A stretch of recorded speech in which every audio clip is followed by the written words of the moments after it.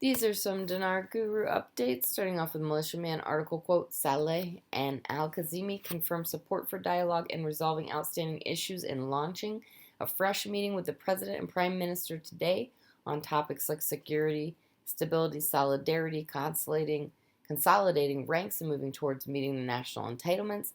These items have serious implications for the future. They're working like a government that has the people on their agenda. Their people's entitlements would come from the reforms that have been promised. That sounds like they are gearing for a change in an exchange rate when using the word entitlements.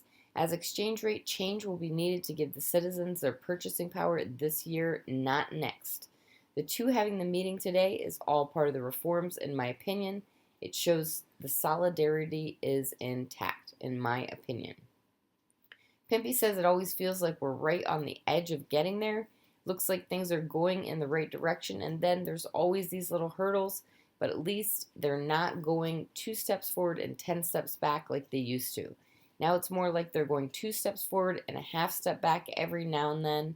Still looking good, but dealing with a lot of BS. Iraq is teetering right there at the doorstep. They really are. All right, Mark ZVPDK says, I'm hoping this is our boom week. I'm hearing there will be big meetings on Wednesday in Iraq with the finance minister and CBI and IMF representatives. Caparoni says, if we would like to see the Iraqi dinar go up in value, which I think we all would like, our best bet is for them to build a private sector market economy and allow it to grow over time. Such an event would allow the exchange rate of the dinar to also gradually appreciate. Frank 26, is the ISO what pulls the trigger to the monetary reform, NSN, and new exchange rate? No, but it is a necessary platform to go international. Then what is going to pull the trigger? I've told you, show me a seated government. All right, walking stick question, do you think the rate will float to hit its maximum within, say, 6 to 8 months? No way. It's still a developing country. It could take a couple of years. Militiaman says, in my opinion, this one has rate implications. The emergency food support bill is what many countries deem as security issues. Interestingly enough, there's a food law being talked about in Iraq. Even the UST has talked about this topic too. If this is the same thing, there is a rate to be had with it or behind it. We've heard that food security is important and a security issue, and a reason the federal court ruled that the present caretaker government can get things passed if need be for the benefit of the people. Therefore, they will need to secure it with purchase power, i.e. a new exchange rate.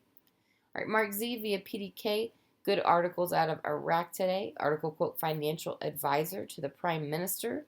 Financial abundance is a historic opportunity for Iraq, unquote.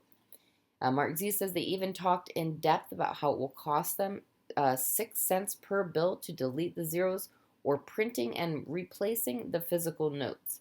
But they added that this will not increase the purchasing power. That is one of their key issues. So now that they are ISO compliant and can be international, it is time to do both. Increase the purchasing power and delete the zeros. This is a conversation over the weekend on Iraqi television. Time to get this abundance to the people. I think this is positive stuff.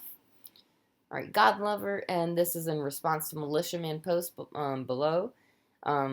This food security law you speak of is certainly not a good thing if it does not come with the general budget.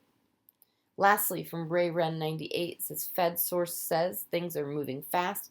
Bank source says in meetings all day. Canada source says keep your phone powered on.